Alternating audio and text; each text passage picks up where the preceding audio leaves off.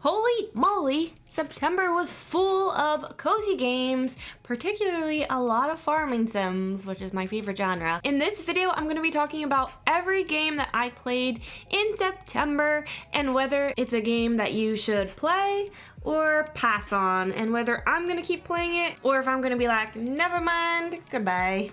So we're going to talk about that in this video, but I did want to put a disclaimer that I am only human and there is no way I was going to play every single game this month and actually, one, be able to enjoy it, two, be able to balance all of these games. It was hard enough with the ones I did play to balance all of them, especially with a lot of them being farming sims and them being very similar.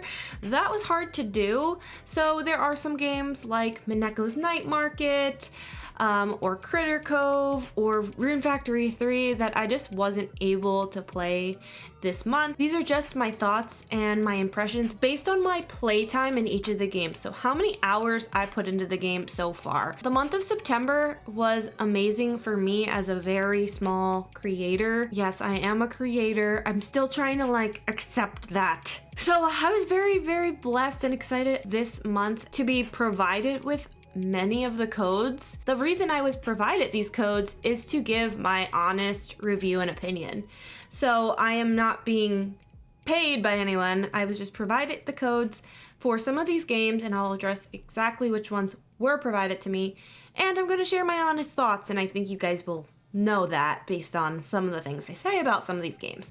I am doing this video in order of least played to most played. And there will be chapters, so if you want to know about a certain game, look in the chapters. The first game I played on Nintendo Switch, and this game is Alchemy Garden. This game was provided to me by Jandusoft and Mad Sushi Games for review. It's on Nintendo Switch and Steam, and this game I only played 1 hour of. The price of this game is $12.99. In Alchemy Garden, you can craft magic potions in your own alchemy shop. In order to do this, you need to explore the world and forage items and plants, and then you can discover new recipes. Once you have items to sell in your shop and you can make potions, you can then open your alchemy shop to sell those items. Then lifeless NPCs will come into the shop and buy them. So this game looked really cute and I wanted to give it a try.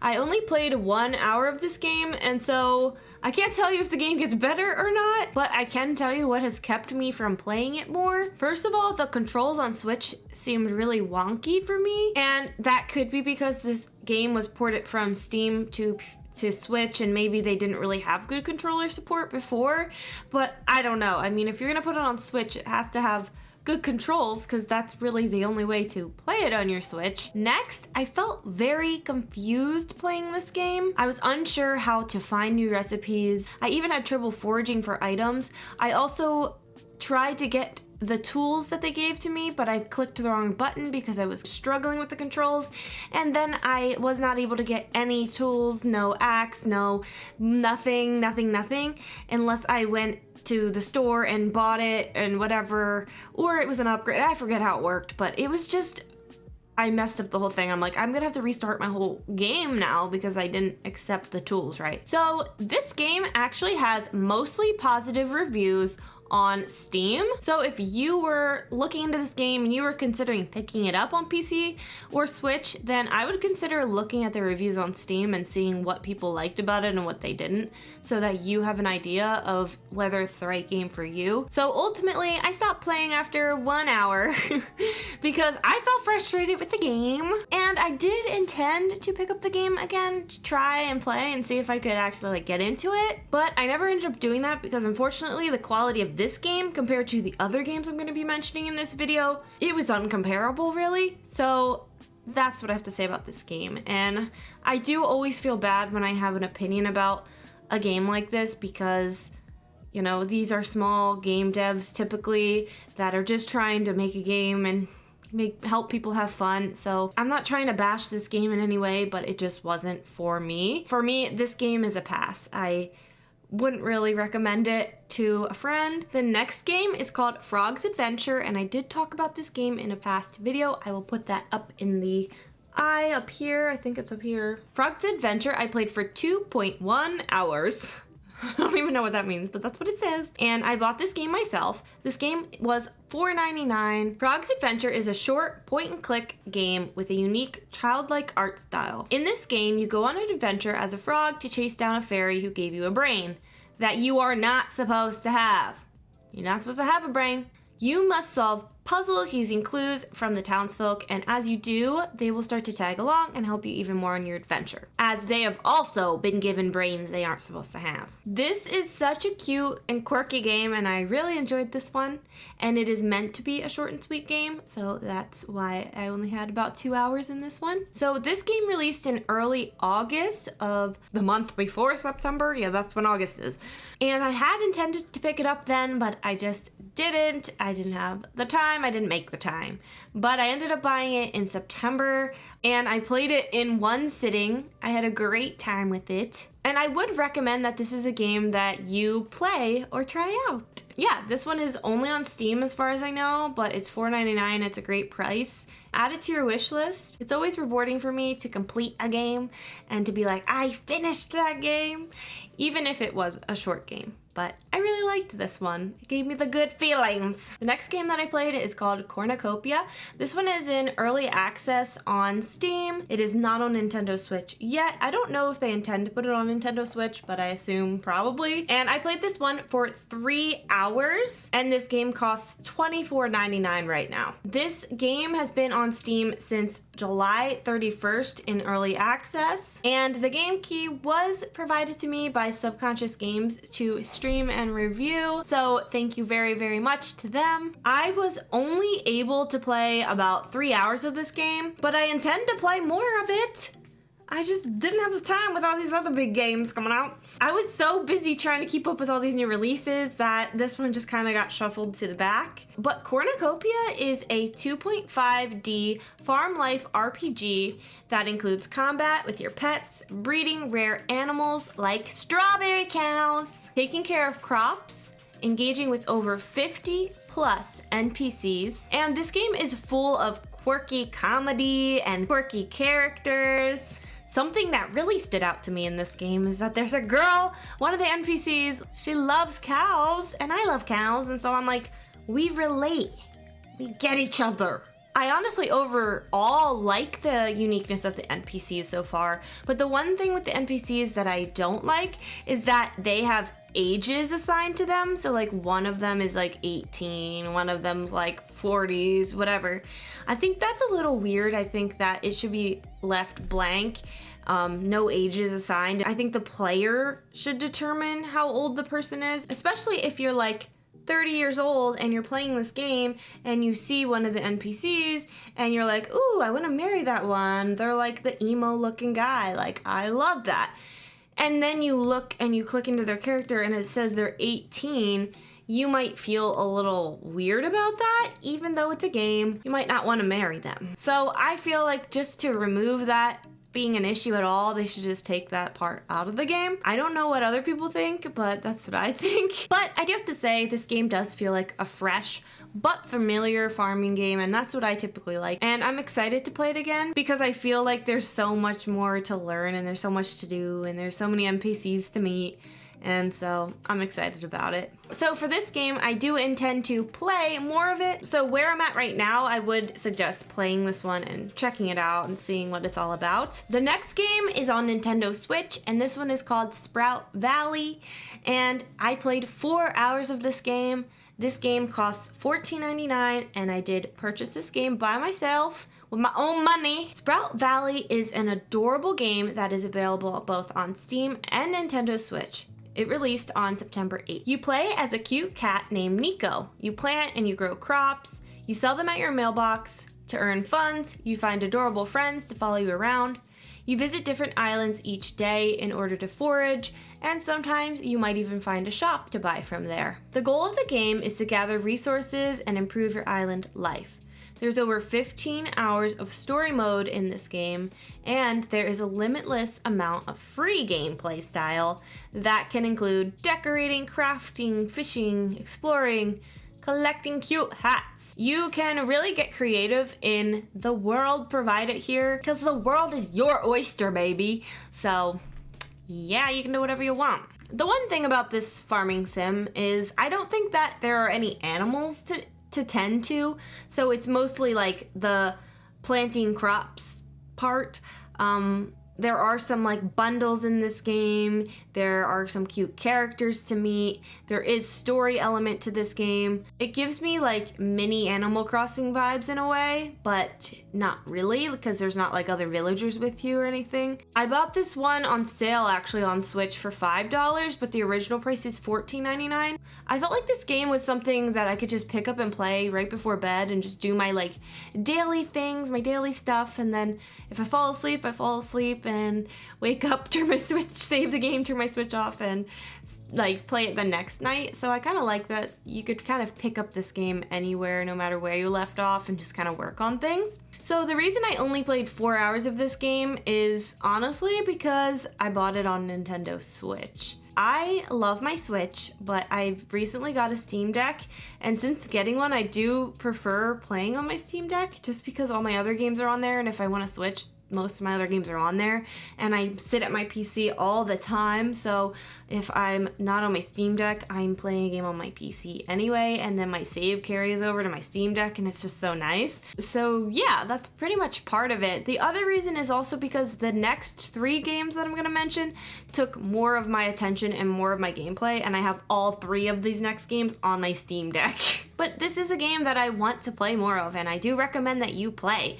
If you are concerned about the price tag, $15.99 might seem like a lot for a game as simple as this, then definitely put it on your wish list on your Switch or on Steam and see if there's going to be a sale, because I'm sure there will be more sales in the future. You might just have to wait for this one. But I still feel like this game is reasonably affordable, and for me, I am gonna keep playing this game. I recommend you check it out. If you're ever low on games and you want to play same thing, this is a good one. The next game is Paleo Pines, and I played 10 hours of this game, and this game is $29.99 at full price. Thank you so much to the team at Paleo Pines for providing the Steam key for me to play and review this game. I had played the demo of this one during Steam Next Fest, and I honestly wasn't sure if this was a game I was going to go back to. So when here comes my dog.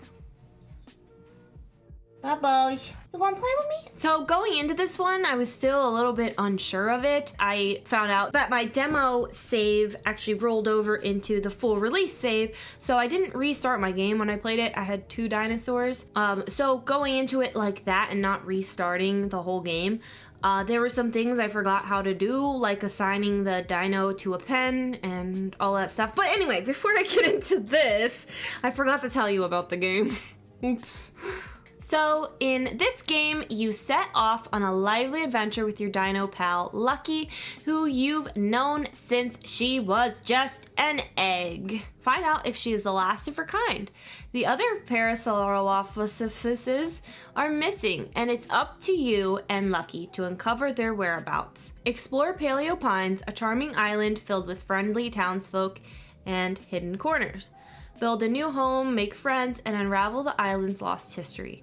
Get ready for a journey filled with delightful discoveries alongside your trusty steed, Lucky. So yeah, I had forgotten how to like assign dinosaurs to the pen. You use your little flute and you're like, this is your home. You do stuff like that. And I did feel a little bit lost in this game sometimes. I'm like, okay, I'm supposed to figure out how to get to this place, but I have no idea how to get to this place. I also came across a dinosaur that I really wanted because it was pink. And I found out that after trying to tame it like 5 times probably, I couldn't tame it because I didn't have the right pop-in. So then to try and get this new pop-in in my shop, I had no idea how to do that. But finding the pink dino actually motivated me to try and figure out how can I get into this game, like how can I get that pink dino? So I decided to start doing the quests and getting into it, and that really motivated me and pushed me to play more of the game. But I do feel like most of my gameplay with this one in my 10 hours was me being kind of frustrated at the game and like, I don't know how to do this, I don't know what I'm doing. Something I do like is that the different dinos can act as your farming tools, like they can water them and stuff like that. But Another thing I couldn't figure out is how to get the saddle on the new ones. And if this stuff is so simple, please tell me in the comments, because I'm like, what is wrong with me? Why can't I figure this game out? But basically, I got a new dinosaur and it was basically able to water all my plants for me. And I've seen a video of someone else streaming it, watering all their plants with this dino, and it looks so easy to do. But I guess you have to really get your dinos to like you until they can be a helper. But at the same time as the dinosaurs, it being cool that they can like become your tools in a sense, I do feel like they still could have optimized the farming sim mechanics in making sure that your tools aren't a part of your inventory and just stuff like that. I feel like that should honestly be optimized at this point for most farming sim games. And when it's not, it feels to me like a step back. Just because I'm playing so many of these games now, I'm just like, why can't you just do that? Why can't you just do that? But I'm not giving them like a hard yelling about that. I'm just saying. Another thing about this game is the characters. I feel like the characters feel kind of off in this game. I personally don't like the character design, specifically my own character. Some of the characters are fine, like the grandma lady, she seems fine to me, but most of the others I don't really think look that great in my opinion. This isn't a deal breaker for me, but it's definitely one of the things that you notice when you play a new game. So I do wish that they were a little better. They do have cute clothing options though, so that's always fun. You cannot get married in this game, so that kind of takes away from like the life sim part of this farming game for me. You can level up your friendships with people though, and that is supposed to benefit the game and the relationships, so that is something you can do. Another thing that made it feel less life simmy to me, which I like my farming sims to have a bit of like, I want to feel like I'm established in the farming life, okay? And one of the ways I feel like that is by having my own house and going in my own house. And Everdream Valley was another game I played, and you didn't get to go into your house, and it's the same with this one. Your house is just a sleep save point, so I don't like that. You can decorate your field and stuff and the pens, but you don't have your actual own place to go and sleep at night after you're done doing your hard night's work. Even if I'm in the house just for like 1 second, or if I'm just going in there to decorate, I just like having that aspect, and I'm not sure why it wasn't included in this game. And I do feel like it would make the game feel a lot more cozy, and it would also put the game up to par with a lot of these newer games where you can decorate the inside of your house. But what I do like are the cute dinosaurs, of course. They're cute and unique. You can get them in like any color you want, and that's really cool. Now, do I recommend this game? Personally, this wouldn't be my first game to recommend to somebody if they're looking for a cute farming sim game. I felt like a lot of the farming kind of wasn't even that important. The game more focused on like exploration and creature collecting the dinosaurs and stuff like that, and those parts of the game are fun. So I wouldn't really recommend this one to a friend to play, but for myself, since I already have the game, I do want to try to put more hours in this and see if I like it more and see what else it has to offer. I'm also 10 hours in, so it's like, I feel like I should be getting the hang of it, but I'm still feeling a bit frustrated with some of the quests. So I wouldn't recommend this one. I would say maybe to pass on this one or wait for a sale and get it at a lower price if you really wanted to check this one out and you like love dinosaurs or something. The next game is Sea of Stars, and I played 11 hours of this game, and I played this one on Game Pass. So I played it on PC, Xbox Game Pass, and if you have it, then definitely check it out. It's also on Steam and Nintendo Switch and probably other systems as well. Sea of Stars is $34.99. Sea of Stars is a turn-based RPG inspired by the classics. It tells the story of two children of the solstice who will combine the powers of the sun and moon to perform eclipse magic, the only force capable of fending off the monstrous creations of the evil alchemist known as the Fleshmancer.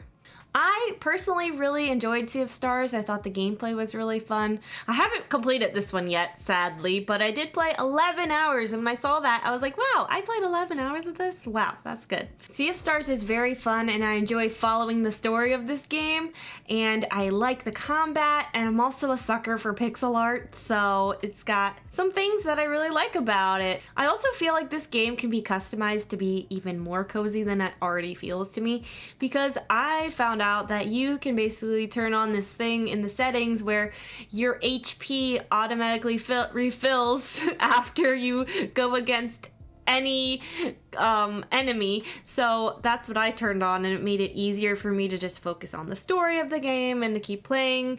And you can play your way. Like, if you don't like to do that, then don't do that. If you haven't played the JRPGs that this game is inspired by, like Chrono Cross or Chrono Trigger, well, neither have I, and that didn't seem to bother me. If you have played those games, I think that you're gonna get that nostalgic feeling from this game, is what I've heard, so that's a huge plus for those who have played those games and love those games. But if you haven't, it's totally okay. This game is super good without having that nostalgia portion of it. So yeah, this is another game I really enjoyed playing in bed, like to help me relax and just wind down for the night. I feel like this one is a really nice cozy game to step into if you want something a little more like straightforward rather than something super open-ended like a farming sim, which is what I usually play. So I would recommend playing this game. I find that it's really worth it. The next game is called Moonstone Island, and this game is $19.99. It is only on Steam right now, and I've played 24 hours of this game so far. This game was provided for me to stream, to play, to review, so that's what I'm doing right now. And spoiler alert, I love this game. Thank you so much to Raw Fury and Studio Supersoft for providing the key for me. I believe that this game is a really fair price point. It's $19.99, like I said, and I feel like there's so much to do. Following your village's tradition, you must move to an island in the sky to complete your alchemy training. Armed with a team of nature spirits, magical potions, and the support of your new friends, you'll explore ancient temples, dangerous dungeons, and hostile biomes to uncover the dark secret of Moonstone Island. Moonstone Island is a creature collecting life sim set in an open world with 100 islands to explore. Make friends, brew potions, collect spirits, and test your strength in card-based encounters to complete your alchemy training. Right now, Moonstone Island is only available on Steam, but they are planning for it to be on Switch in the future. They just have to work that out, and there's no official date for that. So right now it's only on Steam. Moonstone Island is a really fun game. I really like it. I love exploring all of the islands in this game. I love the NPCs, I love their designs. I like the quests, but I also like that outside of the quests I can choose my own stuff. Like, there's still that openness to the game. Like, I can still do whatever I want to do and make my own little goals. So one of my own personal goals in this game is to collect all of the spirits, one of each type of spirit in this game. The spirits are so cute and silly and goofy, and I just love them. I did a whole video on my channel about every single spirit, so if you want to watch it and learn more about the spirits, please watch it. I had so much fun making that video, and I worked really hard on it, so please check it out. Right now in the game, I'm working on finding more dungeons to complete, and they aren't too complicated, which for a cozy game, I like that. I don't want to be frustrated when I'm playing games. I have also been working on is leveling up my spirit team. Right now, my spirit team is Dusty, Marsha, who's one of my favorites, and so is Dusty, and Capacity. I'm trying to basically get through my first temple as well, and so that's why I'm trying to level them up, but I keep losing. Although I'm 24 hours into the game, I still feel like I'm really early on in the gameplay, because like I said, I haven't even completed my first temple just yet, but I'm getting really close. Also, this game is so addictive, and I cannot put it down.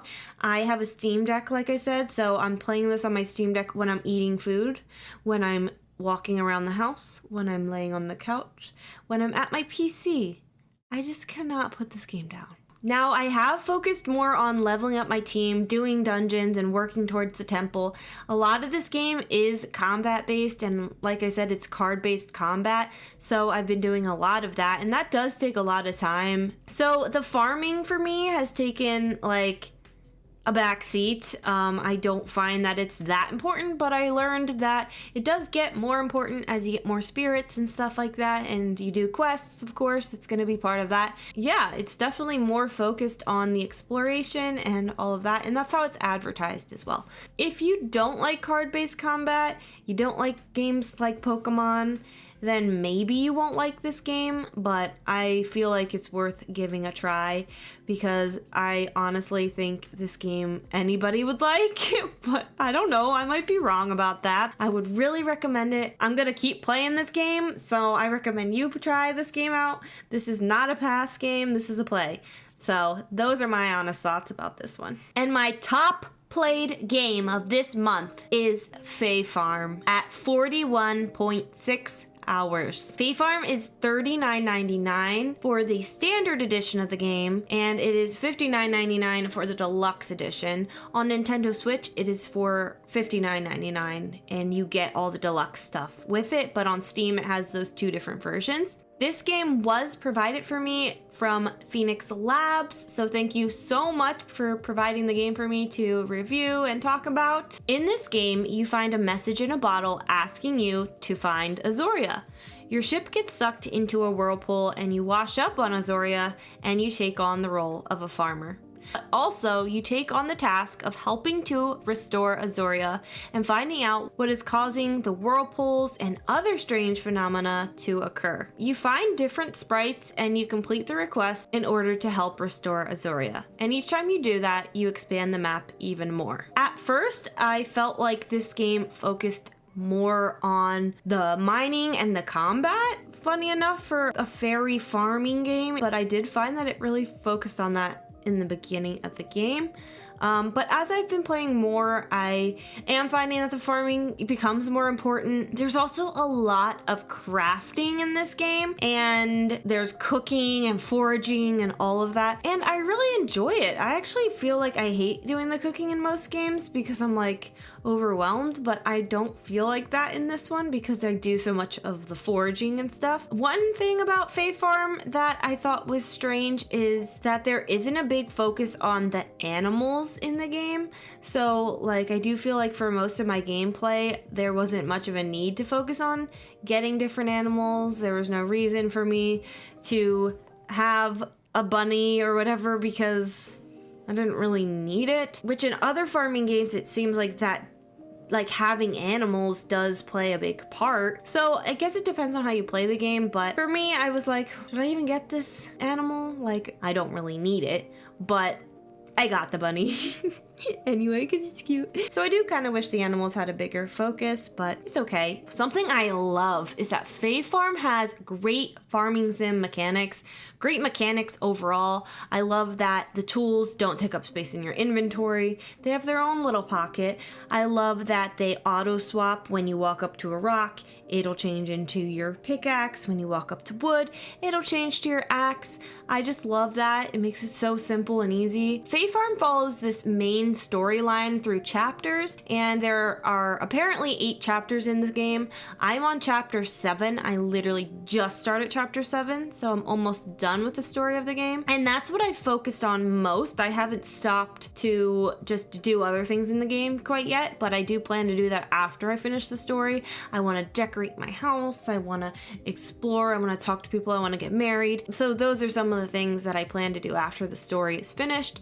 But also with the DLC coming, I don't know if the story is going to expand or if there's going to be more decorating stuff or what's to come. I don't know, but I'm excited for it. I feel like Fae Farm has a lot to do, and I've put 40 some hours in it, and I feel like I haven't even scratched the surface. Like I feel like there's a lot that I've neglected doing and I want to go back and do. I did not like the character design of Fae Farm at first, but it has grown on me and it doesn't really bother me anymore. I feel like I've just kind of like moved past that. And I know a big thing for a lot of people is the price point of Fae Farm. Fae Farm is $59.99 at full price, which is a lot. I honestly do feel like there is so much gameplay that I've gotten out of it. I've gotten 41 hours out of this game already, but that's gonna be contingent on you, what you want in this game, and if that adds up with the price tag for what you're looking for. So some other cons for this game are that the NPCs are pretty lifeless. There is romancing, but there's not that many options for romancing. Nothing that really interested me that much, but it's still something I plan to try and do in the game to see how it goes. But honestly, I've so easily pumped so much time into this game and I've enjoyed playing it. So I'm gonna say that this is a game that's worth playing, that's worth checking out. I'm going to continue playing it. I have no doubt in my mind about it. So that's what I have to say about Fae Farm. That's what I have to say about all of these games. Which games did you play this month, or which ones do you plan on picking up? Don't forget to boop the bell button below so you get notified anytime that I post a video. Thank you so much for watching. These are all of my members on the channel. Thank you guys for being members. It means so much to me. Thank you for watching this video. And here are some others you should watch. And I will see you hopefully in my next one.